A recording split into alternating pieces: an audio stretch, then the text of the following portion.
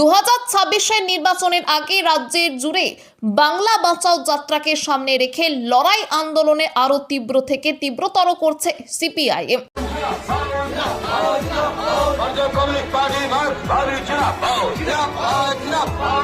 প্রতিদিন এই যাত্রায় গরিব খেটে খাওয়া মানুষের পাশাপাশি ছাত্র যুব সহ সর্বস্তরের মানুষ অংশগ্রহণ করছে এবং দিন দিন অংশগ্রহণের পরিমাণ বেড়ে চলেছে। শুক্রবার সেই ছবি দেখা গেল বিষ্ণুপুরের জয়রামপুর মোড় থেকে বিষ্ণুপুর বাংলা বাঁচাও যাত্রা কর্মসূচিতেও। এদিন এই কর্মসূচি থেকে কৃষকের উৎপাদিত ফসলের ন্যায্য দাম, 100 দিনের কাজের প্রকল্প চালু, শিক্ষক নিয়োগ, মহিলাদের সুরক্ষা, বেকার যুবক যুবতীদের কর্মসংস্থান, বিষ্ণুপুরের বন্ধ কলকারখানাগুলি চালু করার দাবির পাশাপাশি রাজ্যের লাগামহীন দুর্নীতির অভিযোগ তুলে তার বিরুদ্ধেও সরব হন বাংলা বাঁচাও যাত্রায় অংশগ্রহণকারী মানুষ। এদিনের কর্মসূচিতে উপস্থিত ছিলেন সিপিআইএম এর কেন্দ্রীয় কমিটির সদস্য তথা দলের বাঁকুড়া জেলা সম্পাদক দেবলীনা হেমব্রম, রাজ্য কমিটির সদস্য অজিত পতি, জেলা সম্পাদক মণ্ডলীর সদস্য স্বপন ঘোষ প্রমুখ।